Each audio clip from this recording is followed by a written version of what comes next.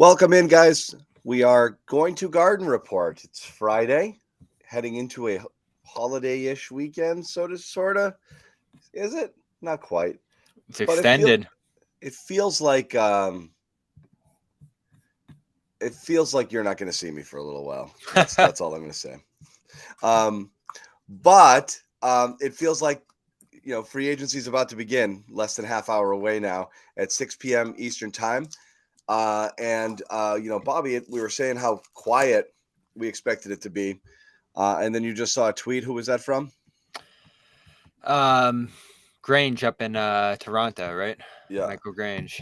That said, could be as many as 15 deals already done. Look for chaos to ensue at 6:01. We will do our best to keep up with everything as it comes through. But what we have now is, kind of some big stories. Feels like a lot of guys. The biggest names are probably headed back to their teams, it seems like. So I'd expect Middleton, Irving, Russell, Draymond, Van Fleet, Grant, those type of names just shooting back to their teams for the most part. And again, it's going to be interesting what happens here with the amount of money out there from some of these lottery teams. You're going to pretty quickly see Grant prop up into the top 5 to 10 names available for those teams. So is he the kind of guy that those teams want to spend on? The list is growing narrower, but also the possibilities for those teams continues to narrow. So as we sit here, 5:30, I'm still leaning on Grant playing elsewhere next year. But I wouldn't be stunned if the Celtics came to an agreement with him on mid-level money either. I really am curious. It's always been my contention that these suitors, it's been discussed depending on where, but so much is speculative. Early in the year, it was talk of it's going to cost 18 to 20. And Celtics should have offered 15, 16 to wrap it up, and now they're going to be paying for it. And maybe it seemed like that for a little bit, and then as time went on, it seemed less likely because Grant, started to have his role reduced, and things kind of got weird there. And then with the new CBA, teams, how they are going to spend their money is obviously going to be a little bit different now. So we're still trying to feel out exactly what that means. But some people have reported there'll be teams lining up to sign Grant Williams. I've never believed that, even at the beginning of the year. I believe it less now. But as you say, Bobby, as we're talking about it, it really only takes one to sign an offer sheet. Some team that's got to fill out, that wants the salary, wants to do something with it, sees the value, recognizes the opportunity. The guy like Grant, though, I've always thought is like a good player on a contender. But like contenders really only have mid-level money to throw around, if that. Many of them only have taxpayer mid-level. There's just not a lot of teams that like can or will spend 18, 16, 17, 18 million on a guy like Grant. But some team might throw something at him and make it interesting for what the Celtics need to do. And so if that number comes in, 14, 15, 16, he's gone. Yeah. And there's some sign and trade possibilities with other teams. You probably see Sacramento come off the board. I think that became a name for a minute before they extended Harrison Barnes. They probably don't have enough room under a hard cap now. Memphis, probably not. They might need a guy like Grant, but I just don't think there's enough room for them under the hard cap. Knicks don't make sense to me. Hawks don't make sense to me. Raptors don't either, just because of the position overlap. So we're talking about the Jazz. I know they've been reported. The Magic, I think, have some weird quirks going on that they're going to have to figure out, but you could take money back from them. They have a guard logjam too, which interests me a little bit, but they also have a lot of forwards. So I don't see them. Pistons have a ton of front court guys, Beef Stew and the rest. I don't see them. So we're talking Spurs, Pacers, who've made a ton of sense to me for a while, but they've been hot on. You've always kind of pointed at the Pacers as your main possibility. The Pacers. Yeah, so the Rockets to me are probably the favorite right now over the Pacers, who drafted a power forward in Jarris Walker, who I guess are hard on Max Strus. They were in on Harrison Barnes. That's not a possibility anymore, really.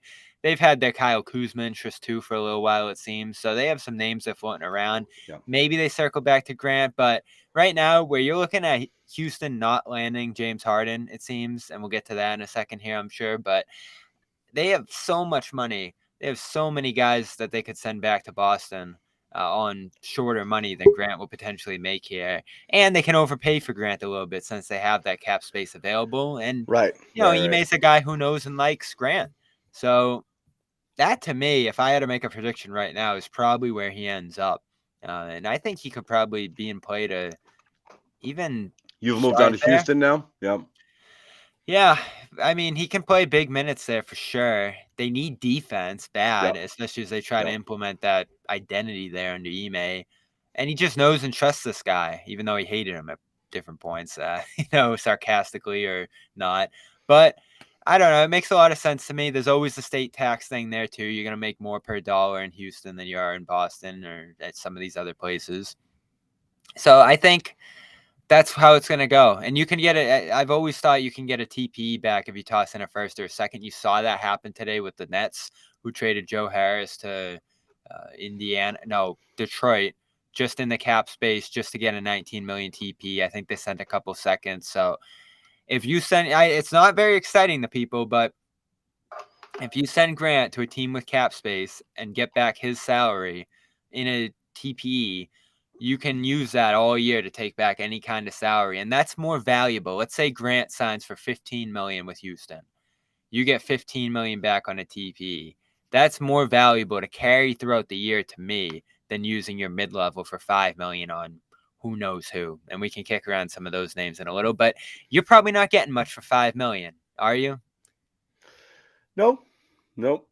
Cam Reddish. I know that name still excites some people. This free agency class isn't great. You start digging into some of the deeper names. It's not Maybe great. Get lucky with a Niang. Maybe get lucky with a Javonte Green. Or I still think the biggest steal of this free agency is probably going to be Seth Curry, who I think makes some sense on the Celtics roster, though probably more in other places. Well, what's the timing of things, Bobby? When can offer sheets roll in at 6:01 here? Yes.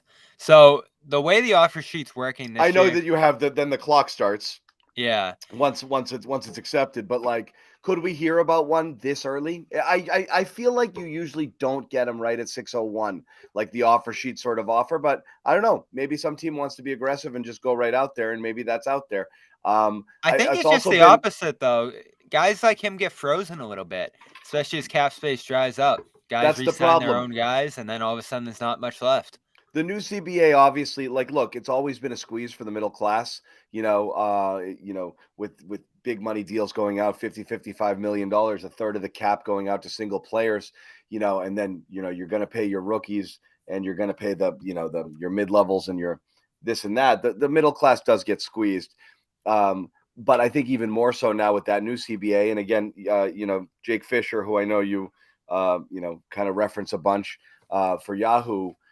One of his little nuggets was I think, in his estimation, he sees Grant as a potential as a guy who might have to wait out the mid-level market and see what's left. And so it might come later for him if that were the case, rather than a team jumping out here and being aggressive and like targeting him and making him the guy. So I am curious exactly what goes down there. Another thing Fisher threw out there, and I want to throw it out. This is not necessarily,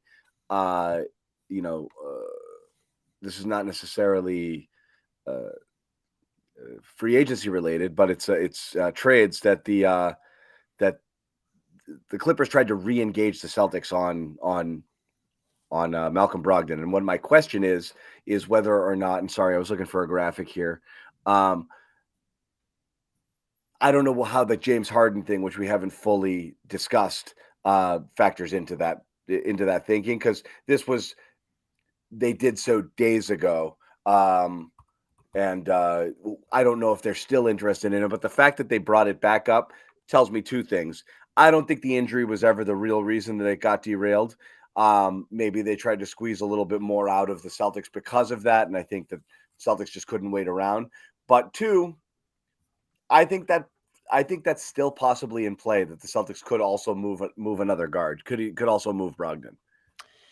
Could still move Brogdon. I don't think it's a certainty he's here. Yeah, they've talked about him quite a bit as part of the picture, though, particularly Stevens in the two pressers recently. He's made a pretty concerted statement in both that Brogdon's part of this team going forward, and I think he should be, depending on the health here. Seems like the latest reporting we have on it is he's just going to rest for 4 to 8 weeks and try to come back from it without the surgery. Regardless, I think you have enough depth at guard to sustain whatever time he needs to miss here. Then I think you're going to need him into the season. This is a guy I haven't understood all along, the desire to move off, and money dump in particular doesn't make a ton of sense to me. He was, even me as one of the more critical guys against his play during last year, thought he made a positive impact here, and particularly that White Brogdon combination last year made phenomenal strides at the end of last year. They were great together. I want to see those guys together again. So are you propping up Pritchard if you're moving on from Brogdon? Are you bringing something back from LA that entices you at all? This whole Harden thing continues to confuse me because I just don't think the Clippers have anything to offer here. We know they're short on No, picks it's from the funny. I Paul thought you could have George potentially trade. re-engaged Washington on this and brought Tyus Jones over if you wanted to do this deal, get him to the Clippers. But the Clippers are just out of juice and then they send a pick to Washington or something like that, or one pick to I don't know how that one works out. Yeah, unless you love Norman Powell, who's a little cheaper than Brogdon, less of a point guard and creator overall. It's hard to see how this comes together, especially from a Celtics angle if they're getting involved with this whole thing here. It's going to be super interesting to see how it plays out because I think the Celtics are going to keep Brogdon. I don't. Is this just a hedge by the Clippers in case this Harden thing doesn't work out? Then they're circling back to Brogdon. Were they just holding out on Brogdon because they could land Harden here? And if that doesn't work out, this is their backup plan. I don't see how this all comes together in tandem. I just don't, money wise and asset wise. The Clippers don't have picks. Their players don't have a ton of value. I know they waived Eric Gordon yesterday. So he's another salary off the table for them to play with. Powell's the only guy you look at with any discernible value. So maybe the Celtics like him at 18 over 3 years versus Brogdon at 22 for 2, especially if he's going to be healthy here. I wouldn't hate that because I do think that shooting guard position, that off-ball shooter, is something of a position of need here. And Brogdon did a pretty good job filling it this year. Maybe there's a desire by Brogdon, and I think this is understandable given what he said during the year about sacrifice and all that, for him to go back to a situation where he's starting, back to a situation where he's a frontline guy. So maybe there's some Brogdon involvement in this too, in terms of what he wants out of his future after, the year where he sacrificed and played that 6-man role. But from a Celtics perspective, from a value perspective, I don't see the upside in trading Brogdon unless you're just trying to save money here. And you were there yesterday, John. Brad was adamant. They have the green light to spend. They have the green light to go into the second apron. And I think they should. Yeah, I mean, I'm curious. I mean, here's the thing. It's one thing to say that.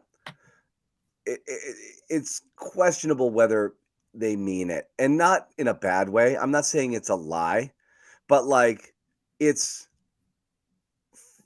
yes, we are not saying you cannot under any circumstances do it, but it better be, you can't just spend drunken sailors. You just can't. It's got to be Wick might have a little say in whether or not such and such is worth it. If Brad's like, I really want to do Grant, and I think it's going to take 18 million per, Wick might be like, yeah, don't do that. Yeah. So again, there's a difference between being told what you can't do something and having a full blown green light. But it's different than what it was, right? I mean, before it was very clear that they did backflips trying to get under that stuff. They hurt themselves trying to get under there. They traded away assets just simply for nothing, just to shed money. The Desmond Bain is the one that's going to bite people in the ass the hardest. You just gave that pick away to get off of Ennis friggin' Cantor, So the money's clearly been an issue in the past, but they're in a position now where I think it's an in for a penny, in for a pound sort of thing. I can't stay under. So at this point, F it, And again, you have to leave it to a GM. What does the second apron matter now? The second apron matters less to the owner who's still paying the same tax. It matters to the GM who is going to have a harder time doing their job. So you weigh it that this signing, while it's going to hurt us and put us into that second apron and handcuff us for a year, is going to be better than anything we can do with the flexibility of not being under that second apron. There's going to be scenarios like that, Bobby, where they're going to try desperately to avoid it, is to be that, that repeat offender, second time in 3 years or whatever, freezing draft picks down the road. Stuff like that gets a little bit tougher. But can you live 1 year without being able to make any trades, having to match things perfectly, basically only being able to do 1-for-1s? You can for the right guy. So I think he can spend for the right guy. Yeah, my point though is don't dump money just to avoid it. I think it's the opposite here, and I think that's part of why they did this Porzingis thing, is they want to go over it. They might want to go over in a substantial way. So if there is a guy you can bring back later with Grant and other salaries, the tricky thing is one of those restrictions is you can't combine salaries and trades. So you do have to time everything the right way here, and that is why I like the TP is you're not restricted while you have the TP because you're below that line. You're not spending up to that line yet. Right. And you could just sign a mid-level guy and fill out the roster with Blake or whatever and stay under that line by however 100,000. But I just don't think – I've been saying all along, John, I don't think there's a great benefit to avoiding this second apron. I think you embrace it. I think you deal with the consequences. That's how Brad seemed to be talking yesterday from his perspective. He didn't seem too worried about those penalties. Here, I'll play it. And again, I do want to tell people once again, free agency begins in 10 minutes. We are going to hear here from Brad Stevens talking about, this might be what you're talking about. We're going to try to do the best to put our best foot forward to do that. The required part of that is the right talent to build around it. And we're very fortunate to have a lot of talented players. Obviously, Kristaps is sitting up here. Jason and Jaylen have been mentioned a ton. We've talked about Al and Rob. We haven't even mentioned Derek and Malcolm, right? And Peyton. We've got guys that are under contract here that are really, really good players. And so building a team around that all fits together in our best way we can is what we're trying to do. And so it's about winning. So again, they can do what needs to be done. We'll see, whether they do it. We do want to tell you as we await here the start of free agency. Podcast is brought to you as always by our exclusive wagering partner here, CLNS Media, FanDuel. Go to FanDuel.com/Boston. That's the wrong one. We're not 200 in bonus bets again, are we, Amit? Believe we are. We back are? to it. Yeah. That's where we're back to? Oh, my bad. This is the deal, back to 200 in bonus bets. So you sign up, you do get that deal, which is actually pretty cool. Before it was a no sweat first bet. We're back to 200 in bonus bets. So you sign up immediately. You make one bet, $5 wager is all you have to do. Deposit 10, bet 5. Win or lose, doesn't matter. As soon as that bet resolves, 200 goes right into your account. So sign up today. Again, lots of fun stuff you can bet on in addition to games, futures, where will this guy end up, what's going to happen here, props, lots of other stuff. Obviously, there's still golf and other sports going on. And, of course, Major League Baseball, which is in full swing, only game in town right now.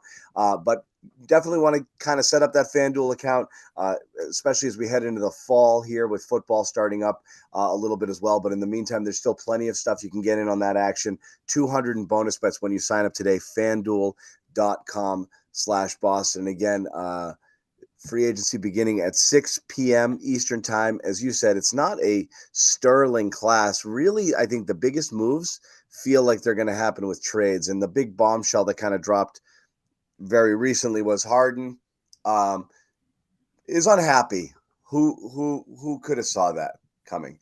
More reporting on this today. Yesterday it was that he's picking up his option to facilitate a trade. that he and the 76ers are going to work together on it. Today, there was reports that he was starting to get unhappy with how things were handled, how the Sixers were handling his extension, some of the stuff that was being put out there, a vibe that like, sure, test free agency and then come back to us sort of thing, not necessarily felt wanted. And so he said, I'm out. See you later. Trade me. So he picked up his option, and that's where he's going to go. Clippers have been mentioned. Obviously, the Clippers are still looking for a guard. They thought they had one in Malcolm Brogdon. Two things. One, let's see where he ends up and what happens. The return cannot be great because he cannot be extended. So you're getting Harden on 1 year, and then you just got to hope he likes it there and resigns.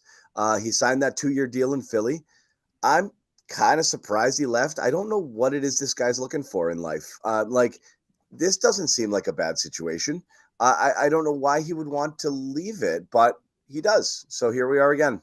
Same story. He's a couple years, and I don't like it here anymore. Yeah, it doesn't year. I don't know. Doesn't seem capable of finding his own blame in his situation, which stems from a lack of interest in free agency. The Rockets always looked like an outlet for him to escape to if he didn't get the money he liked in Philly, and they balked too, it seems, at offering him the big money here that he wanted, $200 million. Inconceivable, I think, given what he's done the last couple of years to offer him that through age 37 season.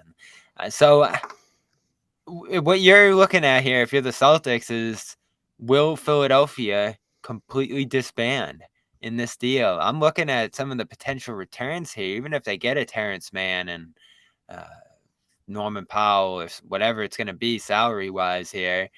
You're not in a position to compete if you're Joel Embiid and this team. So you could wait a year and try to restructure and go into free agency next summer without a look at next summer's class. I can't imagine there's a ton there. But I always thought when I first heard this, maybe you're flipping them to break up that George-Kawhi duo. And if you're moving forward with George and Embiid, I think that's something to work with, but it doesn't seem like that's in play here. So yeah, it's not. Philly could completely disband as a contender here if Embiid asks out after this. It's possible. I don't fully get it. And then a report earlier today, they're not going to extend Maxey. I don't think that's because they don't like him. I think they want to remain flexible there with that. But, I like the idea of Maxey being able to run the show over there in Philly. But, you've got to get some sort of return for Harden. I'm not sure what that's going to be, given the fact that he's a grump. I would have liked the Maxey, George, and Embiid thing. That would have been interesting to me. Yeah, I don't think it's a bad one, but I don't know what's coming over. So, every team just wants the star and they don't want to have to give anything up in return. So I don't really know what's going to happen here. But again, I'm not sure what Philly gets here for a guy who has demanded a trade, has only a year left, is getting older, more inconsistent performer than he's been, hasn't been in terrific shape, and doesn't play defense. So have at it, I guess. I don't know. At this point in time, I don't know, you can argue. We argued about this with the Harden for Jaylen sort of stuff. And I never really wanted to do it, even though he's in his prime. Peak Harden is a far superior player to Jaylen Brown. But I felt like that slide is going to come fast and hard with this guy. And just this stuff of him just hating it everywhere he goes. I just don't want to be the older he gets, the further he gets from prime Harden, the less I want to be associated with this guy. So if you're trading for him, you're trading for past performance, and you're doing it to appease a couple of stars that just want to get more stars on their team and really don't know what it takes to build a championship roster. They just want the names. And I know there's a lot of people that find themselves in that situation. I have to make my stars happy, so I have to go get this guy, even though I don't necessarily want this guy. Yeah, I'd hold out on this. I'd wait, just like Morey did with Ben Simmons. I criticized Morey at the time for waiting and looking like he deteriorated Simmons' value until he acquired Harden. And looking back at that deal, even with how poorly it's gone in the postseason for them, losing in 2 straight second rounds, they won that trade going away. And they still have this Harden asset to work with, and I think you stretch that out if you're Philadelphia, regardless of the drama that comes with it. Because if you're just trading them for Clippers salaries, you're effectively done. You're in a bad spot trying to build around Embiid. And you can use that salary in other spots, and you can use your picks here. Maybe whatever's coming back and postponing this maxi extension allows you to stay and play for Lillard, who I think is the next shoe to drop this summer. I'd be stunned if Portland doesn't pivot in the near future and try to trade Lillard. So is this the first step toward that? Just get Harden out of here, stack up those salaries, and be able to make the most aggressive offer to Portland for Lillard and hope that he'll want to play alongside Embiid. That would make a little bit more sense to me a couple steps later, but it's going to be hard to comprehend them shipping out Harden and playing ball with the Clippers here just to take on some salaries and have no plan around Embiid next year. But they must know something, right? I don't know. I always wonder what they know. Because it doesn't make sense. Like, are they just going to play out next year with Maxey and Embiid and whatever they get back from the Clippers here? I honestly don't know. I'm very curious what happens there. We're 1 minute away here from free agency, so I am, we might be a tad distracted as we're checking the Twitter machine to see what's coming across here as we can react to it in real time. The only other news we'll throw out there right before the clock strikes 6, big news in Celtics Nation. Derek White is bald. There it is. Did everyone bully him into shaving his head? Stephen A. did. Yeah, it started in our chat long before that, I feel, though. I mean, honestly, he might have one of the more ridiculous hairlines I've ever seen. It begins closer to the back of his head than the front of it. So, yeah, it was probably time. We'll get used to it, I guess. I love it. I think it looks great. Yeah, definitely has more of a dad look now, and I know he's embracing that side of his life now. Yeah, so. I don't even think it's close. Yeah, and he's closer to Sherrod now. Sherrod's a big fan. Amit reminds me. Unsurprising, yeah. Yeah, so that's all good. And he might have done it to appease Sherrod after Sherrod lost Marcus. So that would be nice. It is 6 o'clock, so NBA free agency is officially underway. Ding, ding, ding, ding. We just hit 1,000 here of you guys kind of hanging out with us here on free agency. So let's friggin' go. Hey, guys, only real stuff in the chat. Now that I said that, what's going to happen? The biggest lies ever. But let's see. Let's see what happens. Yeah, going to be interesting. Who is the one star who slips away? I think Fred VanVleet's the guy with that real chance. I don't know what Toronto's doing. My Raptors continue to baffle everybody by trying to run this thing back here. Gary Trent's back, Siakam's back, OG, Scotty. It was a terrible year from them. I remember their reporters were down here in Boston when I was hyping up their playing chances, and they were like, "You're not going to see the Raptors in the play-in." Golden State, Draymond back. I'm bummed about that one. I want to see him go to the Kings. So did challenge the Warriors from down the road. 4 and 100. I would have liked to see him go to the Kings. I also wanted, to see if the Draymond experiment could possibly work out of Golden State, because I contend that it cannot. Yeah. That's that's something else I was looking for. That's the first Shams report that we have right now. And that's one of somebody re-signing their own free agent. So before anyone has a chance to swoop in here, Draymond Green gets 4 and 100, and he is returning to Golden State. So that's the first deal to drop. Yep. The second apron coming in a little higher too, it looks like, from the NBA. So a little bit more wiggle room for the Celtics underneath that. A little bit. Yeah. As you mentioned, the Joe Harris went to the Pistons. 2 future seconds. Is that what it was? Yeah, I think they swapped seconds, but the Nets probably sent more valuable ones to Detroit. I don't know exactly which ones went in each direction, but effectively they paid 2 seconds to get off $19 million. So the question is, anybody worried about the tampering situation by coming here and announcing a deal at 6:01? Looks like it. Yeah. Unless you're signing your own guys, there's not as much of a worry there. you can do that. Yeah, so I'm sure we'll see those kind of signings first here. If I remember right, I think it moved a little slow last year too, right out of the gate. I mean, we're used to just everything like an avalanche falling on our heads in terms of the signings here. Yeah. No, it doesn't seem like it's going to go that way this time around, especially for guys heading elsewhere. But it doesn't look like too many guys are going elsewhere. I go down this list and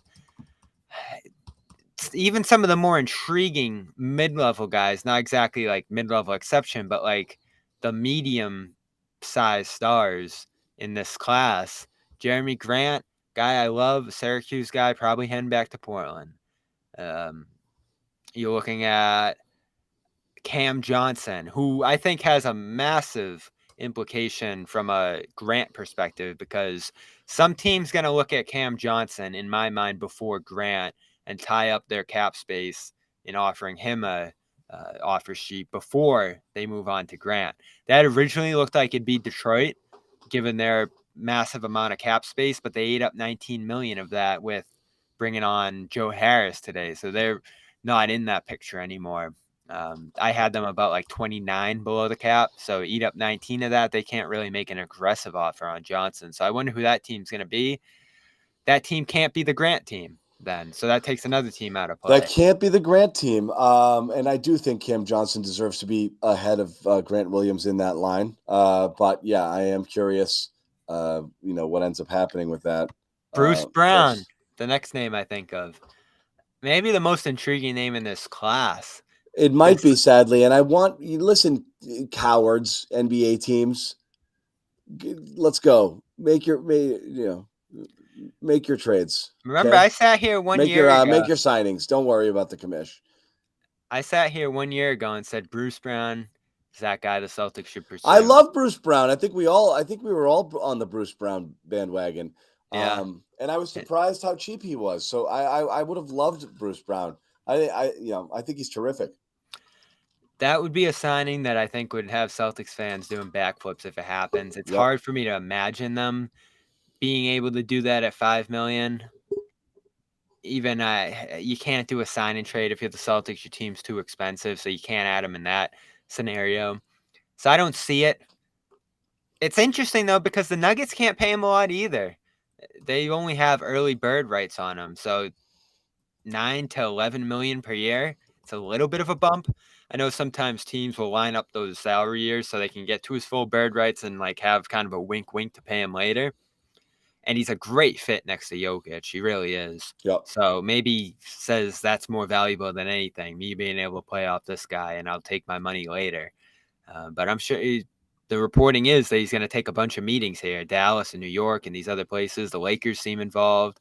And these aren't cap space teams. I find it interesting, too, that Dallas has been connected to Grant, John, right? You've heard that a little bit. Mm-hmm. They're not a cap space team, so you'd be taking something back as Boston, even if, well, no, you'd be taking real salary back. And I've kicked around Maxi Kleber for $11 million over a couple of years there. I think that probably makes the most sense if you're Boston as a depth center. He'd be your new Muscala in many ways, as kind of that depth reserve for who can play a little bit alongside a center.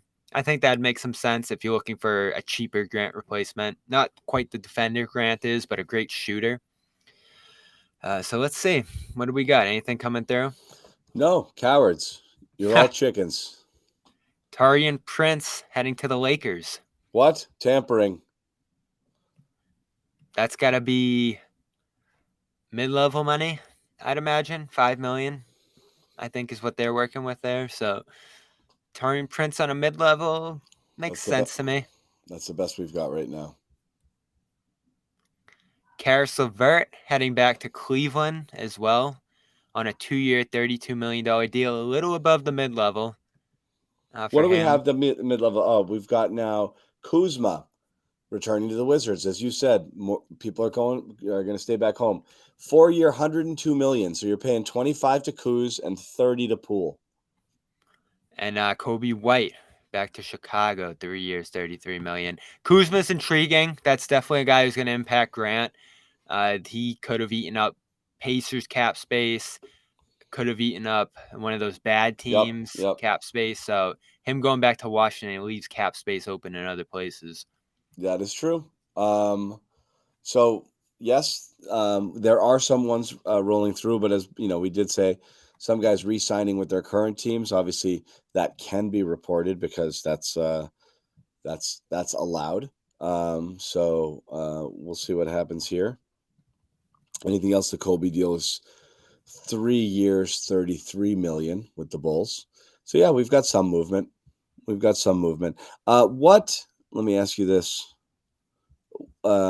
As we wait on more deals, what if you had to make a surprise pick? Is there a move that's going to be like what that happens here in free agency? Because again, the names aren't really there. Yeah, I'm looking at those low-key guys. No one is reporting Bruce to Indiana. It's not out there yet. People in the chat are saying it, but it's not out there yet. Guys who could swing teams on the margins, I think, are so intriguing to me. And I think a lot of these names are going underneath the radar. Not Bruce Brown. I think people are talking about him a ton, especially after what he did in the finals. But that was a guy who did that last year, who went to a place for $6 million, $6 million, and really swung things for a great team. It feels like these guys sneak through the cracks, and I'd throw Grant in that category as well. A sneaky guy in this class, not someone you'd call a headliner, but someone who's good enough in his role to really swing a team's depth, make them better in those shooting and defense areas. Another guy I'd throw out there in that regard, who I think is getting brutally forgotten here in this class, is Seth Curry. Well, some people are like that. He's like the jewel of this class. I don't know necessarily about that, but he's an interesting name that could be changing teams. That I mean, a couple years ago, and he's on the older side now, which stunned me because it took him a long time to get up to the league. I think he started in Golden State system in 13-14, but he shoots so well. He can create. Not a great defender, of course. Injured a little bit last year, but underutilized in Brooklyn in a massive way after he came over in that Harden deal. He was critical to everything Philadelphia did when he played there. He was constantly part of their actions and an off-ball shooter who spaced the floor for Embiid. One of the best shooters in the league a couple years ago, maybe the best percentage-wise, I want to say, that last year in Philadelphia. If he's playing off a star player taking open threes, it's going to be money. And he's shorter. Yes, he's a defensive liability. So how great is he in the playoffs at this point? It's up for debate. But last year, in a down year, he shoots 40% from three for the Nets. A couple years before that, 45% on 5 a game. He's lethal as a shooter. And when shooting's the name of the game now, you want that guy taking your threes. And we said this with the Celtics, John. If you're going to take a million threes, which I don't think either of us like, at least have the guys out there who can throw them at a high rate. You need a couple 40% shooters. Again, what's funny is like Celtics actually had them this year in Brogdon and you're talking about getting rid of Brogdon and losing Grant potentially here. Your shooting's taking a hit. The Celtics secondary shooters actually, Bobby, what's funny is Celtics secondary shooters and the guys taking those threes from Derek White to Brogdon and Horford, who were both elite this year, and even Grant when he was in there were fine. Celtics got killed because their two best players who shoot the most threes were below average. That's a fair point, yeah. So it really wasn't the personnel. It's that the stars were shooting low. And again, because they're shooting more contested ones, late in the clock ones, and things like that. So you expect the percentages to be lower, but the majority of them are coming from, Tatum's averaging 10 a game and he only shot 34%. So I think that's what really killed you, percentage-wise as a team. The rest of the guys who were shooting them, with the exception of Smart, were hitting them. So I don't mind it, but I don't mind it as a philosophy. But you're right. You would like knockdown shooters. Yeah, especially if you're getting one on a bargain, if you are going to use your mid-level. And I think it's tricky to use your mid-level because you do actually get hard capped at 182. And where you're so close to that number, I think you're about 7 short. If you're signing a guy at $5 million, you're bringing in one more minimum guy and you're signing Jordan Walsh and you're done. You don't have much flexibility at that point. The Kobe White is 3-40. Yeah, he doesn't intrigue me a ton. Bo's not. He doesn't. I'm looking at money being thrown around relative just to Grant. Yeah, that's all. Just to Grant's value. So 40 for threes. 13. It's 13.33. Whatever. Yeah, that's mid-level money, give or take. Wait, what did we say the mid-level's at this year? 12.4 for the full one. Got it. Teams like the Celtics that are over the luxury tax can use 5. 5.9 or whatever, right, for the Celtics or something, 5.5? I think it's just 5 flat. So you're flat. you're not offering much if you're a tax team like the Celtics. That full one, of course, hard caps you. There's Yep. only, I think, about 10 to 15 teams that can use that. Yep. And many of them have cap space anyway. So I think that's what Grant's going to land, give or take. I used to be the 20 guy. Not after the year he had. I held firm. I said the deal he turned down is the deal he should have taken. Anything past 12, I think, was too much. That's kind of where I had him at. I've always said it. He's mid-level money, but on a longer term deal. He's not going year by year, but that's about who he is to me. And again, what was the contract I always pointed to was the oh, come on, Memphis. Brandon Clark. That was the deal, and that was 4 and 52 at 13 million a year. That was it. That's there. That's it. That's what you are. I don't understand thinking it was more. I never really understood it. I don't know how people talked themselves into it. Grant Williams can do a lot of great things, but again, you pay up a little bit for guys who can fill it up a little bit more. Other than that, he's a role player and a good one. But these deals, these 3 and 40 and things like that, that's kind of the range, I think, for players of that caliber. I think that's as far as you go. DeAndre Jordan back to the Nuggets. My God, he's back to the Nuggets. You couldn't have told me. If I guessed, I wouldn't have known he played for the Nuggets this year. He was out there. I think he actually played a little bit in the finals. Yeah. Tiny bit. My goodness. It's amazing, back to the finals, that they used Jokic at the level they did, the minutes, the usage, everything else, without much of a backup. There wasn't really a guy there staving him much. We used to look at those minutes where he'd be off the floor, they'd be getting killed, and he'd be out of breath at the end of games. And this year he was shooting through, or when he was off the floor, they were winning those minutes pretty substantially. So that's still the team to beat next year, especially if they get Bruce Brown back. It's going to be a tough team to handle once again, even with some of the other contenders out there in the West looking pretty good. No other deals as of yet. We haven't talked about it, so we'll kick this around a little bit while we go there. How do you view right now the Damian Lillard market? Oh man, and we've yet to discuss Kyrie, which we might. But what about the Lillard market? So I'm adamant that the Nets make tons of sense for him. And you know how it always goes for me in this situation is where I am with Harden. Why is Philly going to trade Harden to the Clippers, who have nothing to offer and don't make any sense other than the player wants to go there? It seems like Lillard wants to go to Miami. We've been kicking around this Hero Robinson ladder thing. It's an offer no one wants. I hate it. No one wants it. It's terrible. I think the only people who keep floating this are Heat people who want it to become reality. When it's that's not the thing. It's almost like Celtics people when trying to make every trade without Brown or Tatum, in the past. It's like, well, if you do Smart and this and this and that and a couple of picks, maybe. And I'm like, no, nobody wants that. Nobody wants that. Not for a player of that magnitude. You got to get something back, and then none of that is enticing. There's nothing there that puts Portland back on the map. It does not work. Lillard look at what the return for guys of his stature get, and I know his contract is big, but he's one of those guys who are like, I don't give a crap how much money he makes. He earns every friggin' penny of it. He's a capital S star. And these deals, these next few Supermaxes are going to make his look like a bargain in a couple of years. I know he's going to be old in the last year of his deal, but look at what Harden went for a couple of years ago. You got to bring that price up. The Heat aren't even coming close there.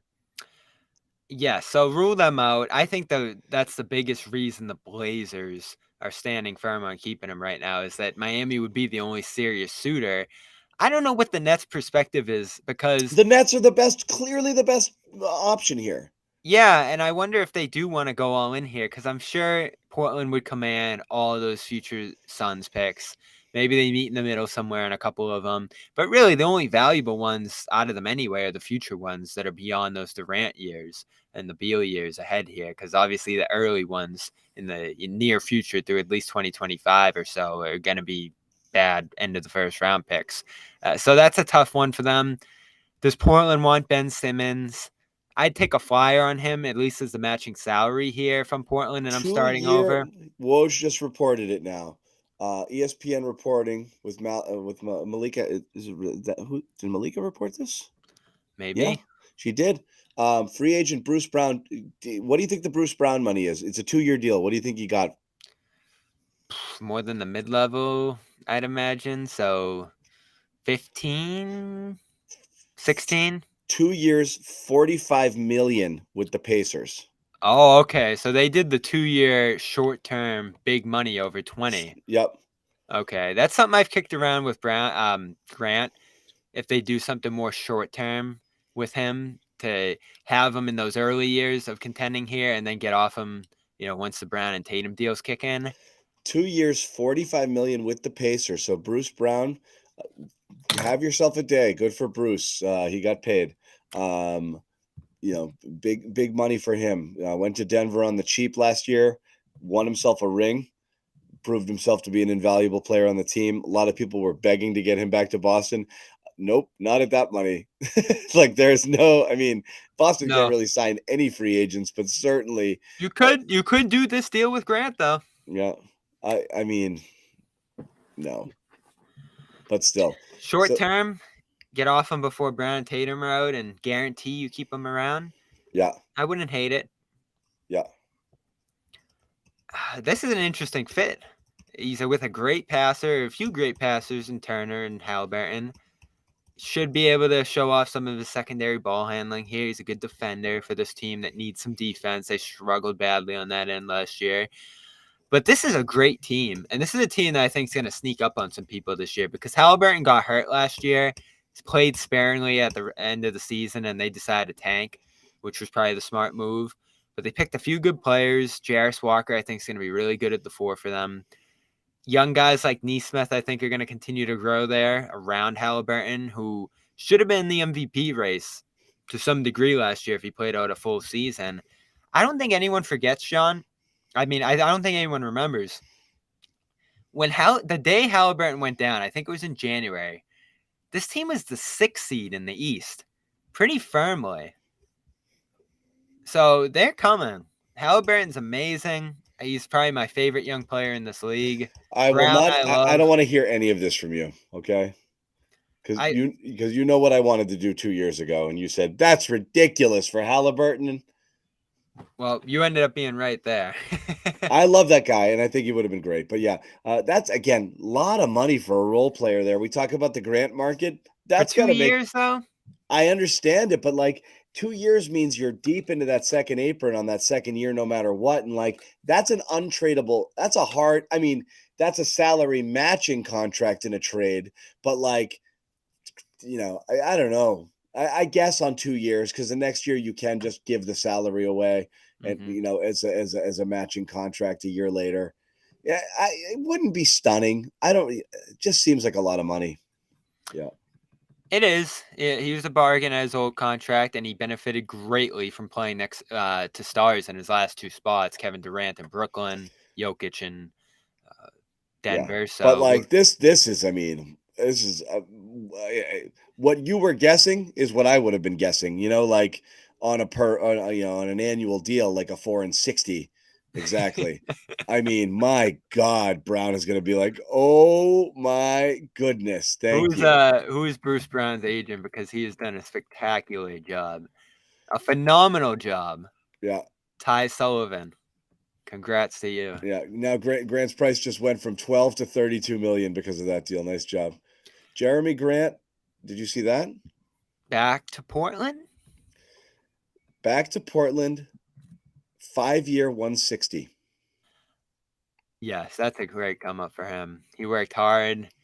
think drafted by Philadelphia, had that nice stint in Denver, Oklahoma City as well along the way. He's just bounced around everywhere. I actually caught up with him last year, as I like to do with my Syracuse guys, and you could just tell it's been in like he's rolling his eyes at how many different teams he's been on at this point, and he gets a major commitment here.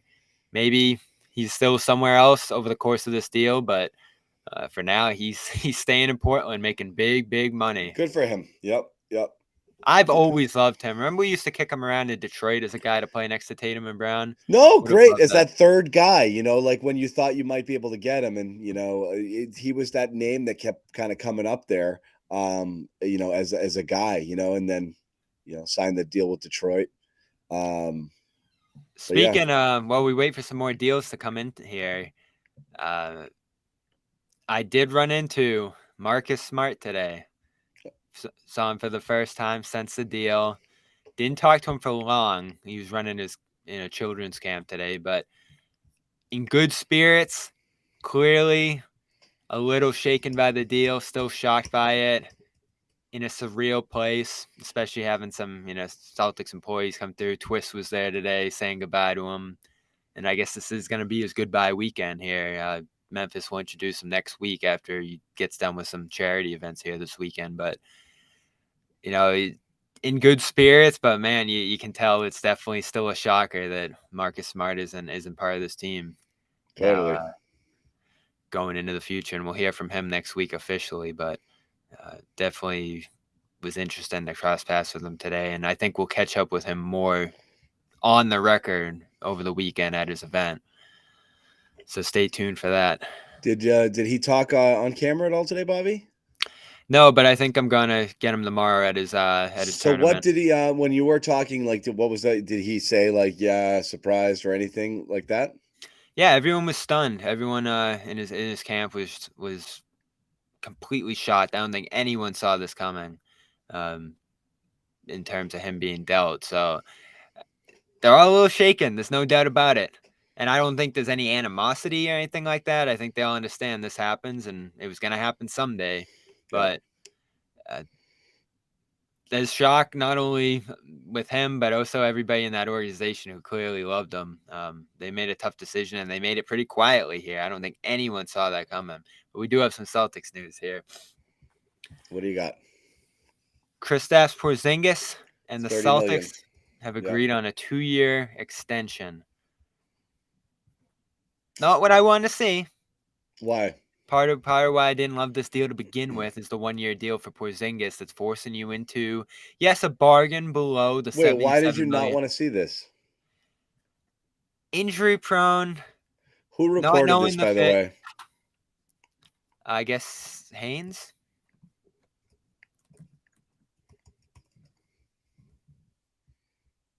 Chris Haynes. Yeah, okay. I didn't want to see them extend him, John, for a number of reasons. How? The injury history, the fit, and you get the best out of a guy during his contract year. Now, I understand he could go out in free agency next summer and force you to pay substantially more than this. But you got one great year of him on the record. So here's the thing. He needed it most. When the trade first came through, our vibe was they traded 1 year, 2 years of Brogdon for 1 year of Porzingis. That's how we analyzed it, right? Yeah. And so we were just thinking, okay, this was straight. Like, let's see what we can get out of this guy. If we choose to re-sign him or we want to, we'll have the inside track being able to do that the following year. But it looked like they were clearing books to get under that apron and under the tax, when the new CBA kicks in. And then it was getting reported that they wanted to extend him, and it became very clear that, like, no, this is a piece that they want. They like this guy. They want this guy. And then, that first report, I think it was Stein. He's the only one who had it. Mark Stein. Celtics fully, are not just planning, they're going to extend him once they get an opportunity. When Brad's been asked about it, Bobby, he's been like, yeah, I can't talk about it, but it's happening pretty much. Here it is, bang. And this is exactly what it kind of had been reported, that Porzingis, was going to get this 2-year extension. He did. If they love the guy and they brought him in here, I think it's silly not to extend him. I know there's risk involved, but you don't have a guy come in here 27 years old in the physical prime of his, career, coming off of a career year, have an opportunity to try to lock him up for a little bit longer, create security, and not do it. Can it go wrong? Sure, because there's a lot of things with Porzingis that could theoretically go wrong. But what are you going to do then? Let that salary walk out the door a year later? I think you have to do it. I think it needed to happen. And so, that's good. That's good news here. In terms of Celtics future. I think it'd be silly not to, honestly. It's again, you can not like the guy. I'm saying this isn't I think Kristaps Porzingis is worth blank comment. It's the Celtics believe in Kristaps Porzingis and they want him here. So obviously Brad brought him in here with the intention to lock him up. And you saw Brad in the press conference. He was like looking at him with heart eyes, he was giddy about it. Like, I can't believe we got this freaking guy. That's his vibe. And if you're in Brad we trust guy, the belief is Brad's all in on Porzingis. If he continues to play at the level he did last year and shows he complements Brown and Tatum and doesn't conflict with them as a ball stopper or a guy who's going to continue to demand that high usage, great. You don't get to see it, though, before you lock into this extension here. And this is still my question here, is how this interacts with a Brown extension, because you are consolidating your team around 3, maybe 4 guys into the future here money-wise. So this goes through 26. So we'll start that year that Tatum's extension will begin. It's not an incredibly long-term deal, so there's limited risk in that sense.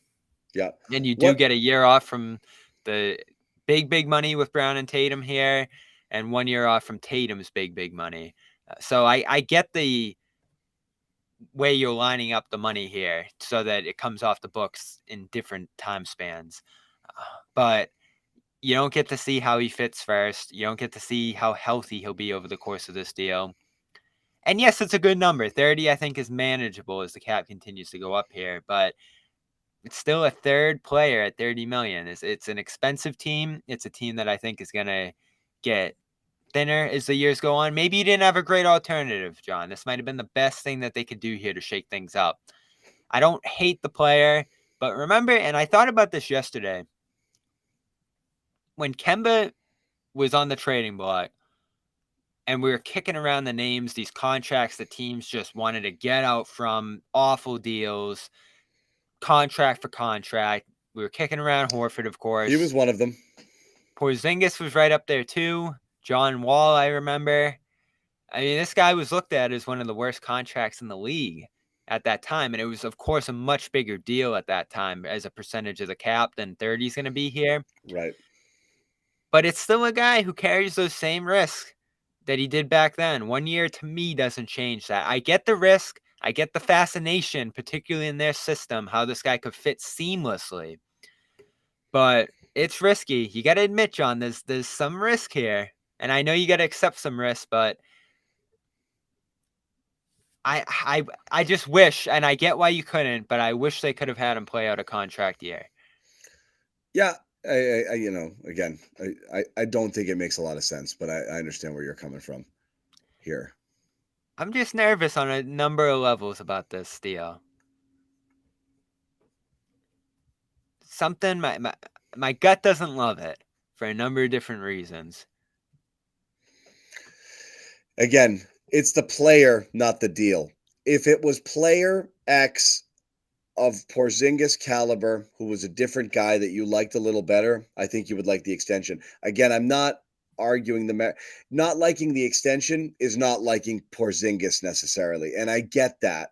I think there's some people that are a little dubious still about like, which guy are we getting? Like, are we sure we're getting the really good version from last year? So again, I think not liking the extension is just simply not being sure. Do we have the cut? Do we have the cut from yesterday about him talking about fitting in with the Jays? We may. I'll take a peek and see what we have in there. I think so. And I'll pull it up and play it. But again, like I said, How did that strike you? So I asked him how he's played with stars before, butted heads a little bit, or at least played at a high usage next to those guys with the ball in his hands a ton. Honestly, my feeling was it was a pretty boilerplate answer. You know, Said he wants to make life easier for these guys, and fine that's his goal here. Boilerplate. It was. It was the same with Brad and Kuz last year, but he's like, those guys are great. But, I think it's a guy who has confidence in his own ability. And I don't think he's in here thinking he's a third wheel, a third fiddle guy. I think he's in here thinking I'm Kristaps Porzingis and I can do what I can do and I'm going to do it. I think it's a fair question to say, it's always interesting. You'll always look at the first, Big Three 2.0 with Garnett, KG, and Pierce as the ultimate experiment of three guys of very close to equal stature, right? In different ways, impacted the games. Ray Allen, every single one of them had been the alpha on every team they'd ever been on, right? I like where you're going with this because who are you stacking up second in this hierarchy right now? But what I'm saying is those guys didn't have a 1A, 1B, 1, 2, and 3. They didn't. So they decided to collectively, we're all going to take a little less. And look at their stats. It's unbelievable. Every one of them went from 21 shots a game, 20 shots down to 16, down to 15. They changed everything. Their commitment to defense. Ray Allen changed his style, playing more off ball than he ever had in his life, running around screens, catch and shoot. Didn't have the ball in his hands as much as he used to. This guy's scoring 28 points a game at one point, and just became, so they did what was needed, but it was very clear that it was equal across, it's pretty clear here that Tatum is 1 and Brown is 1B.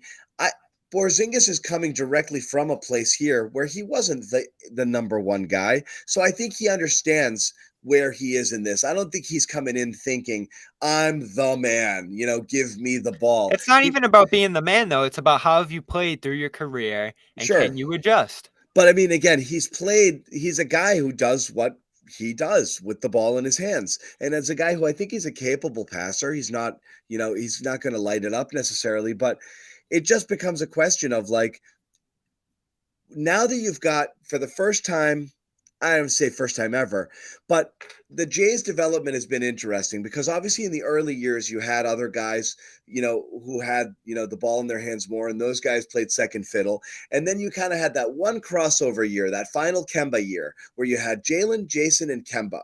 And you felt like Kemba kind of was like, I'm taking a backseat to these guys a little bit sort of thing here, But like really only the last 2 years where they've been the automatic, 1 and 1A guys. And this is the first time they've had another guy who's even in the conversation with them among like who could be, a scorer and do it on his own and also kind of an alpha sort of guy. So I am curious whether each one takes, each one sacrifices a little of their own personal scoring or their accolades in order to make it work. There's no duo in the NBA that accounted for a higher percentage of their team's shots than the Jays last year. Okay. They really probably even last year should have taken fewer shots. They really should have. They should have worked to facilitate a little bit more. I think they've got to do it even a little more. I've always said this, Bobby, and I'm curious your thoughts on how Porzingis fits. I think it's less about how Porzingis fits. I think it's whether those guys finally adopt a mentality of I'm better if I do a little less, All of these guys need to, and we've said that with all the of them. Jays. Jaylen's going to be at his best when he's averaging 16 and 17 shots a game instead of 2021. When they're looking to do more with the ball than just score, they'll be better for the team, and the team will be better for it. Yes, and they all need to embrace that. And Tatum, of course, will sacrifice the least out of all of those guys, as I guess in your comparison, Pierce probably did at that time. He probably has continued to shoot the most, but also took a step back in some ways. Look at the stats. It was so close. Garnett probably sacrificed the most, but like Allen was like a multi-level scorer, not just a three-point shooter. So that's the key. The third guy always sacrifices the most. Not only did he sacrifice the most, Ray Allen, when another place, yeah, you're right. Somebody's going to sacrifice the most. When they came here, they started doing post-game press conferences with the big three every single game.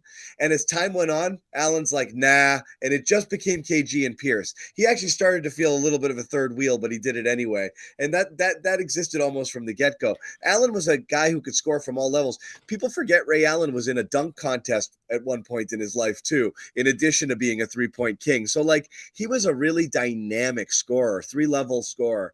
So all of these guys gave up a lot to get there. I think it's kind of time you wonder whether the Celtics can and will do that too. Because Brown's done. He did it. He can retire from chucking shots, right?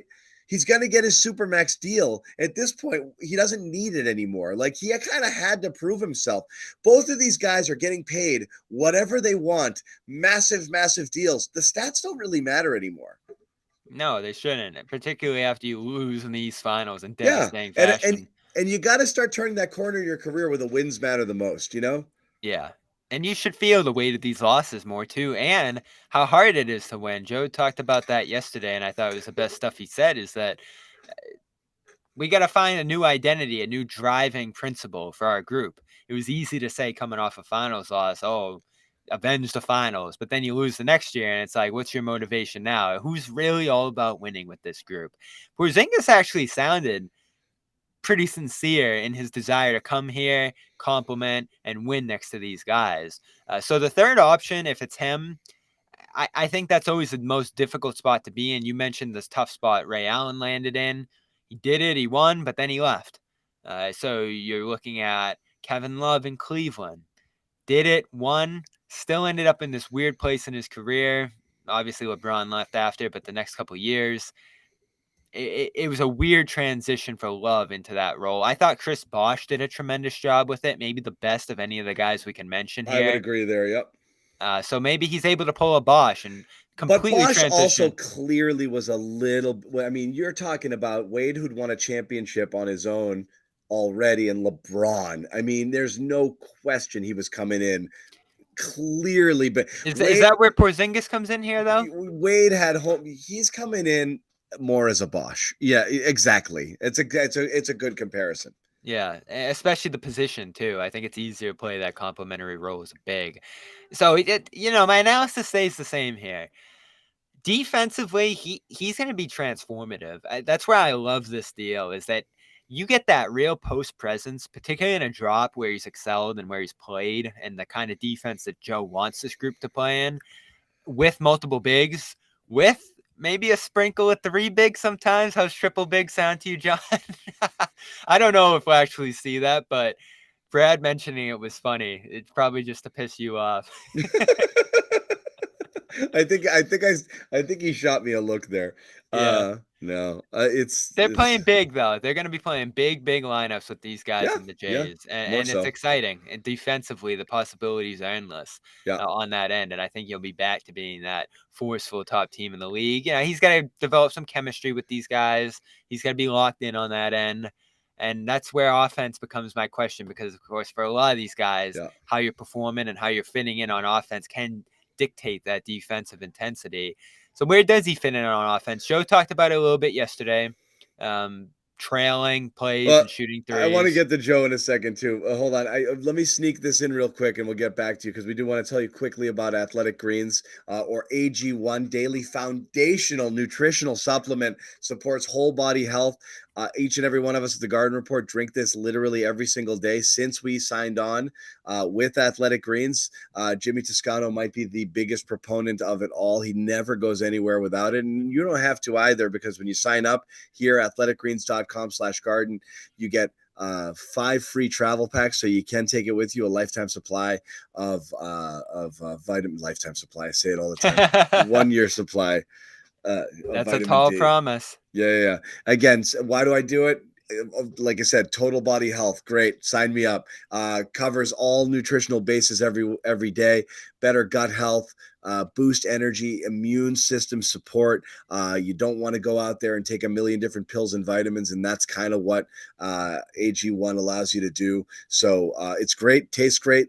Boom, 1 scoop of water, one scoop, cup of water, you're done. I squeeze a little lemon in mine, give it a little extra flavor, but I dig it. So again, athleticgreens.com/garden, sign up today. Take advantage of this special offer and also take advantage of this free t-shirt we will send you as well. Also, merch coming to CLNS Media as well. You can sign up and get all of this stuff on our website at our new merch store. So look for that in the coming days as well. Back to here, we did talk to Joe. He gave a very Joe answer about how do you use Kristaps? And one of the questions was, he's really good in the post. What do you plan on doing? And Joe goes, get him the ball in the post. But then he kind of kept going on and answered the question in full. But like, your thoughts on Joe and how he kind of views this situation here? I think it's a player he'd love to use, given the 3-point shooting and spacing. They can balance. Obviously, Joe preferred playing smaller. It sounds like Brad prefers playing bigger, given their success with that lineup 2 years ago. So this is the best of both worlds. You can play bigger while maintaining spacing. Everyone disagrees with me, but I keep saying it's probably going to be Horford and Porzingis starting.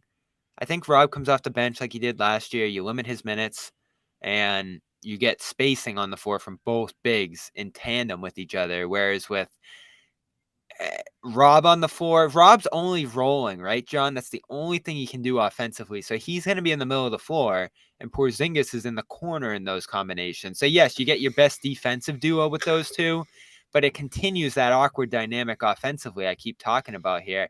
Rob's really going to take the biggest hit from this edition, isn't he? Well, I think yes and no, because let's not be ridiculous. Like, Al Horford played way too many minutes last year. Like, so you got to figure this out. I think Porzingis is going to play some standalone 5. I do think they will go double big because they're going to have to. But I do understand the merits of, of Rob coming off the bench if you are starting Al. And you might have to in this regard, because again, what else are you going to do here? Who else you could possibly put into that position? I don't see any other combination necessarily that works there. So I think you kind of have to go there. You do need some second unit juice right now, because you're going to have Brogdon in there, and you're going to have Rob, who's really outside of, as you said, a lob threat or a guy just kind of hanging out there, really not able to do a ton. It is a weird bummer to take Rob out of that first unit because of the gravity with that lob threat and what he does for Tatum and Brown, and opening up a little bit of space for those guys. So I wouldn't be stunned to see it go in the other direction, but here's the other thing. You've solved a little bit of a shooting problem not starting Marcus Smart anymore if Derek White is close to the shooter he was last year. Because if you're bringing Porzingis in there, and you do start Al, you've got a pretty good shooting lineup on that floor at all spots, and that is an interesting way to kind of start things. So it makes sense. But the reason it doesn't make sense is rotationally, when you start Al, it feels like you're going to end up playing him more minutes. And you're right. It's going to take a huge bite out of Rob. Rob, to me, is always such a big wild card, right? Like, every year, you just want to hear that he's spent all summer working on shit, and then you want to see him come in. And it's been a bummer. 2 years ago, he came in thicker, and it said it was like he was working out to, bang with the guys, and he did, and he was fat. And it took him a while. And the surgery, yeah, it took him a while. It took him a while, and I criticized him, like, Rob's lift isn't there, and everyone's like, "Shut up, John," and it wasn't. And then he got it back, and he was dominant. And then you're like, "Wow, that would be great if he could come back," but then he lost a whole offseason because of that stupid surgery that he had late when he probably didn't check in. Nobody knew what he was doing, and when he did check in, he's like, "My knee hurts, by the way," and they're like, "What?" And he had surgery. So, like, again, I get the vibe that they're like, man, just do the stuff professional athletes do. And, like, come on. You have to think, if this the year Rob does it? Wouldn't it be something? It's hard to imagine. What? Going Kyrie? to the bench. Back to the Mavs. It's hard to imagine going to the bench and Hold on, breaking playing. news. Kyrie Irving, 3-year, $126 million, returns to the Dallas Mavericks. They got out of a 4th year, which, I don't know, maybe Kyrie wanted that too. I don't know. But that's probably good for Dallas that they retain him. And They had to at this point, but oh boy. Could have been 160. Yeah. 40 a year, though. 42 million, yep. 42 million. Let me ask you another question before we wrap here. The big news on the Celtics front. Look, it's free agency. We opened it up. We wanted to talk to you guys. We're actually thrilled how many of you guys made it out here on a Friday afternoon, Friday early evening. So it's nice hanging out with you guys. We will continue to bring you news if there's breaking news involving the Celtics, any big news. One shoe that had the drop for the offseason. We did not expect signings. So the free agency show was because there'd be a lot of news in the NBA, but we hardly believe that the Celtics are going to get involved here. They really can't. But there's still business to be done. One of those things was the Kristaps Porzingis deal, and they did it. They extended him. The other order of business it appears to be is a Jaylen Brown extension. When can they do that? I think in a couple of days, July 6th or 7th. Okay. So that's the next thing to happen. And it's been, discussed that he's going to get the bag. Other than that, it's potential trade sort of stuff. What happens if we get to, I don't, necessarily want to deal in hypotheticals. What happens if you get to that day and he hasn't done it yet? I think they're going to do it. I mean, again, it'd be inconceivable for him to pass that up. And all the indications are the Celtics are going to offer it. So I think it gets done. And I still haven't looked at the numbers, John, but I don't think there's a real benefit to giving him the haircut. It's bigger than $295 now, right? Because the cap went up? Maybe no, the cap didn't go up. Oh. I think it's still at 136 for next year. Right. So it's still 5 at 295 is still his number? Yeah. So you're talking about 50 in that first year. Got it. I think it gets done and they figure it out from here, but you are juggling, as I said earlier, 30 for Porzingis, 50 for Brown, and then 54 for Brown in that year where Tatum starts around 54-ish. So it's going to get expensive. It's going to be harder to fill depth around these guys. They're definitely taking the short view with this, which I don't mind. But Middleton staying with Milwaukee also. And again, as you said, everybody's staying put. 3 years, 102. I see another name floating around with the Celtics here too. Someone put out there, Delano Banton from my Raptors, who's kind of been a guy floating around the edge of their roster for a couple of years here. He's 23, went to high school in Mass. Bit of a slasher, a little bit of a ball handler, not much of a shooter. I think he's below 30% from 3, but he's got good size at that wing position. I think he's 6'9". I think I want to get the guy's name here. Rafael Barlow is saying that the Celtics are connected to him. I don't know how reliable this guy is, but it's a name that's floating around there. It's probably a name in their price range if they're going to go the mid-range route. If they are looking at a mid-range guy potentially here, I think that says something about Grant and what his outlook's going to be here.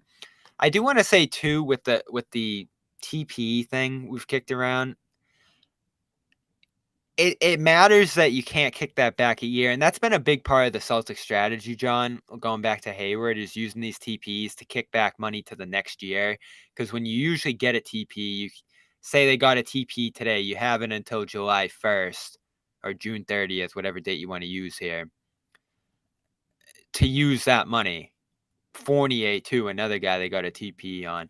You can't do that anymore with the new TP. That money expires at the end of the same season. So the Celtics do have to decide here if they're going to go into that second apron this year. They can't kick it back to next year if they're going to use that Grant money. And I think you need to. I think you need to keep it on the books, whether you're trading Grant, whether you're keeping him, or whether you're using that TP at some point this year. You got to do it this year. There's no kicking it back. So I think you are going to be a second apron team this year, which means no mid-level, right, John? Second, Cam Johnson, 4 years. Guess the money. Okay, he's staying with Brooklyn 4 years and 100. close 108. Way above, mid-level money. And again, he got the Grant deal. He got the Cam deal. The deal I thought Grant would be getting after 2 years ago. Yeah. He was the guy at the beginning of the year when I said it, and we were theorizing what he would get and what he was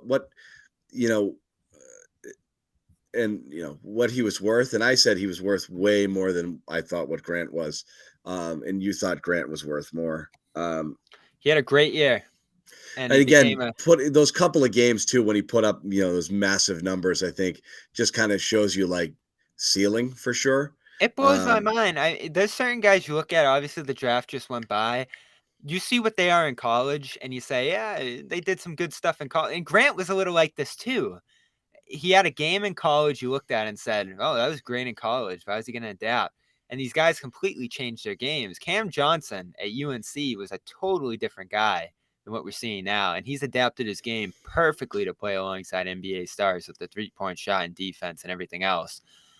Great get for Brooklyn. I love what they're doing. I think they're going in a great direction fast. Fast, right? Way faster than you would have thought. And I think a lot of it has to do with the fact that, that haul you got was, again, not much for Kyrie in there in terms of players. A distant first. That's not always bad, a good flyer. but you got a good return on Durant. Because a again, great return. And Bridges, you got a legit star back. Bridges is like free. Already fringe of all NBA. He's like a 35-4. He's like a top 34. He's definitely like on the doorstep sort of guy. So not all NBA, but like all-star caliber player. Right out of the right out of the gate. So they're doing well for themselves. Brooklyn, I thought they'd just be in total darkness after that, and it doesn't look that way. And they got rid of a bunch of stuff they had to get rid of, and they're probably pretty happy about it. Yeah, Philadelphia losing another guy, obviously Harden out the door. Niang as well. A great player, great shooter. Yeah, not a great player, but yes. A great role player, I'd say. Great shooter, good ball move. I don't think Philly played him enough, actually, looking back on that series. But that's a good addition for Cleveland, a team that needs shooting and wing depth badly. That's mid-level money, right? Yep. Hold on 1 second. So yeah, we are going to wrap it, I think, ish, because more stuff could happen here, but we do, we'll wrap it up. If anything crazy happens, we might jump back on here, but I think we're gonna get moving here. Good football talk coming on the Patriots channel. If you want to jump over with our beat reporter Taylor Kyles and Cleveland's not done, by the way. Moving on, Max Strus. Oh, they got him. They're working on a sign and trade scenario with him. Along with bringing back Levert and adding Georges Niang for sure. There you go. Kyrie Thompson and Taylor Kyle's doing some Pats talk. You guys want to jump over to the Pats channel? That's coming up right at 7:00, just as we sign off here. So if you just want to hear some football talk, off-season football talk, jump over to that show as well. Do you think we're gonna see Grant tomorrow morning at his camp? You think there'll be any news on him by then? We gotta hope so, right? I don't know. I wonder, what didn't happen? Grant hasn't happened. We talked about orders of business. So we'll see what ends up happening there. As of now, all is quiet on the Grant Williams front. I guess that'll be that's the third order of business, you'd say, right? It's what do you do with Grant, the Kristaps thing, and the Jaylen thing. That's kind of what we've been talking about this entire, off season so far. So we'll see what happens with Grant there. But yeah.